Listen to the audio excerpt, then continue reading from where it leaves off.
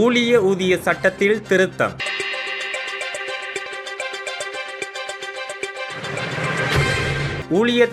ஊதியத்தையும் ஒழுங்குபடுத்துதல் சட்டத்தில் திருத்தங்களை மேற்கொள்வதற்கு ஜனாதிபதி அனுரகுமார திசாநாயக்க தலைமையில் திங்கட்கிழமை கூடிய வாராந்திர அமைச்சரவையில் அங்கீகாரம் வழங்கப்பட்டுள்ளது. 1954ஆம் ஆண்டின் 19ஆம் இலக்க கடை அலுவலக ஊழியர்களின் ஊதியத்தையும் ஒழுங்குபடுத்துதல் சட்டத்தின் மூலம் கடை அலுவலக ஊழியர்களின் சேவை வசதிகள், சேவை காலம், மேலதிக நேர கொடுப்பனவு மற்றும் விடுமுறை தொடர்பான ஏற்பாடுகள் குறிப்பிடப்பட்டுள்ளது. குறித்த சட்டத்திற்கமைய தொழில் விடயத்திற்கு பொறுப்பான அமைச்சருக்கு ஏற்புடைய ஒழுங்கு விதிகளை வெளியிடுவதற்கான அதிகாரம் வழங்கப்பட்டுள்ளது. தற்போது அமுலிலுள்ள ஒழுங்கு விதிகளின் கீழ் 18 வயது பூர்த்தியடைந்த ஒரு பெண் ஊழியர் தங்குமிட ஹோட்டலில் வரவேற்பு அலுவலகரின், பெண்கள் அங்கிய அறை ஊழியரின், பெண்களின் ஆடை அறை ஊழியர்களின் அல்லது பெண்களின் மலசலக்கூட ஊழியரின் கருமங்களில் பிற்பகல் 6 மணிக்கு பின்னர் மற்றும் முற்பகல் 6 மணிக்கு முன்னர் சேவையில் ஈடுபடுத்தலாம். இருந்தபோதிலும் வதிவிட ஹோட்டல் மற்றும் உணவகங்களில் பணியில் ஈடுபட்டுள்ள உணவு மற்றும் பானங்களை வழங்கும் பெண் ஊழியர்கள் இரவு 10 மணி வரை மட்டுமே சேவையில் ஈடுபடுத்தலாம் என்பதனால் குறித்த நடவடிக்கை செயற்பாடுகளை பேணும் போது